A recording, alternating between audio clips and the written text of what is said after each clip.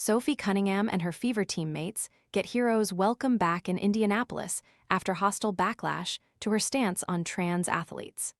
Sophie Cunningham, Caitlin Clark, and their Indiana Fever teammates received a welcome respite from the glaring spotlight following the team on Thursday night. Back home, in Indiana, the rallies that stirred up so much discussion during their most recent road trip were virtually non-existent, and the boos they heard repeatedly last week turned into resounding cheers. Even the opposition to Cunningham's divisive stance about keeping transgender women out of women's sports had mostly abated temporarily.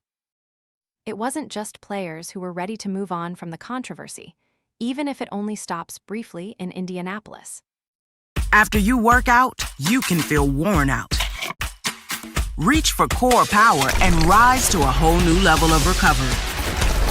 High-quality protein to build muscle. The nutrition you need to power on. Ready to order? Scan the QR code now or visit grabdeal.us/10. I do want to get back to basketball, said 24-year-old Carmen Edmaniston, a longtime Fever fan. Thursday's game was another marquee matchup between the defending champion Aces and the most visible and televised team in the league. Sophie Cunningham and the Indiana Fever received a welcome respite from the spotlight. They were given a warm reception back in Indianapolis after controversy on their road trip.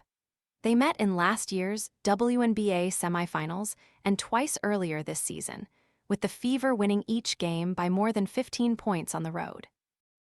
Despite a sellout crowd decked out mostly in Fever red, a street vendor selling a t-shirt with a shot of Cunningham pointing with the phrase, "Sophie Point God," and loud roars during Indiana's player introductions, there also were reminders of the controversy that has engulfed the WNBA.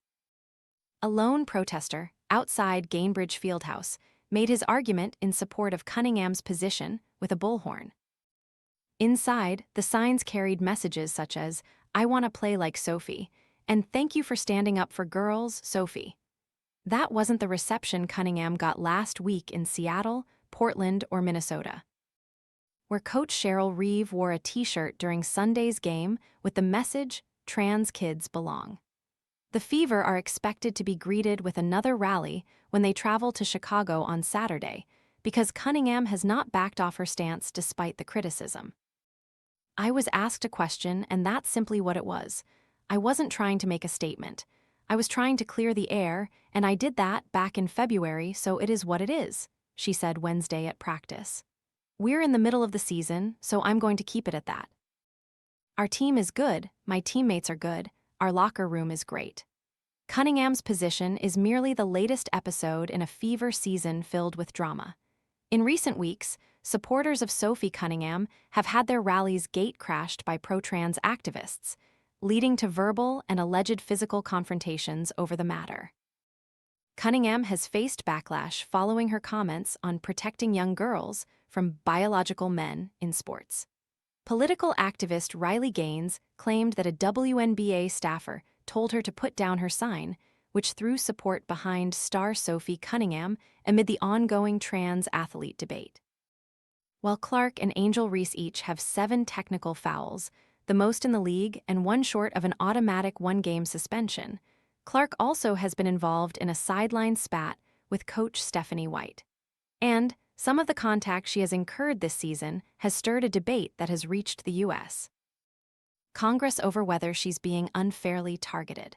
Following a rare 3-day break away from her usual media duties, Clark weighed in when asked during a pregame news conference how she has dealt with life inside of a bubble where her every move and word is scrutinized. "I think first and foremost, you speak when you feel like you want to speak," she said.